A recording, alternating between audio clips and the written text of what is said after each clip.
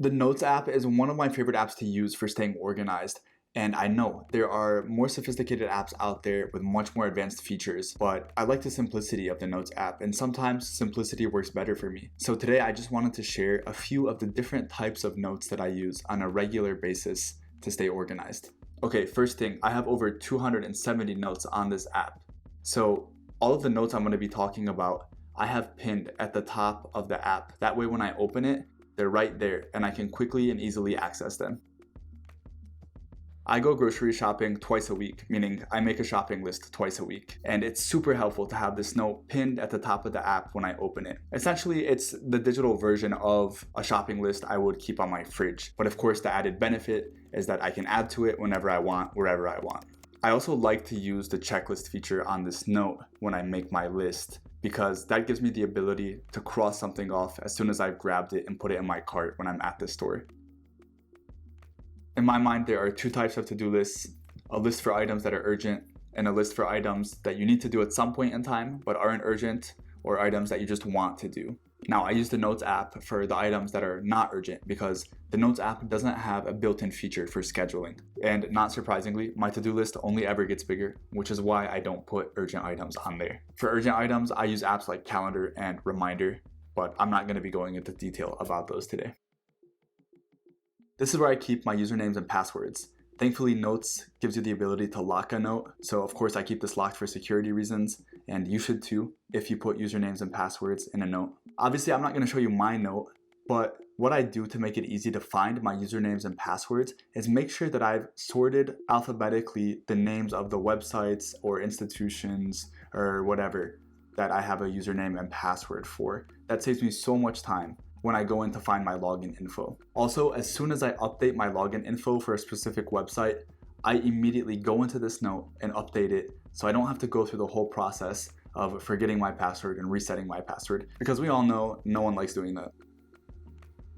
Now, I actually don't use this specific note that often, but I just like having a quickly accessible centralized location to throw down a thought I have for whenever I think of something I'm excited about doing in life at some point in the future. While I put legitimate things on there like learning how to garden or learning how to cook Lebanese food, I also put some wacky things on there like become a World Cup referee or become an underwater cave explorer. Now, these are things that I'm actually never going to do in my life, although it would be amazing. The reason I write these down though is because this note double functions for me as a place to dream. Why do I do it? I don't know. I guess it's just one of those things that makes me feel like a kid again and hold on to my inner child. And it's harmless and it's fun, so why not?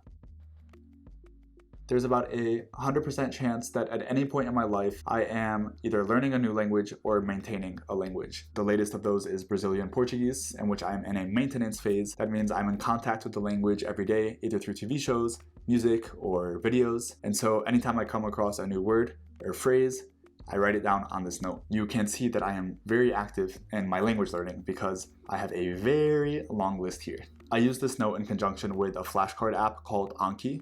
So essentially, once I have several new entries on this note, I'll transpose a whole batch of these words into Anki and create flashcards out of them. So the ones with the filled circles here are the ones that I've already transposed into Anki.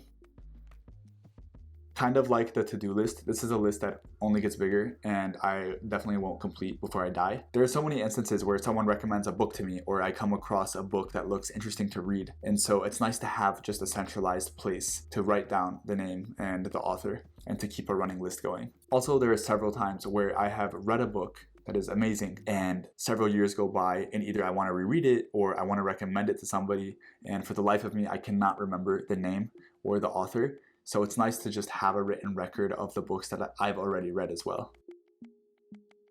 So that's it for pinned notes. Now, even though these notes are at the top of the app, they actually live in folders, which are here off to the left. Now, I don't really engage with the folders much because, again, the notes that I use, I keep pinned. So the folders are just here for organization. Otherwise, I would have hundreds of notes flying around, and that does not fly with me because I am type A. Everything needs to have its place. However, there is one folder I use a lot, Thoughts.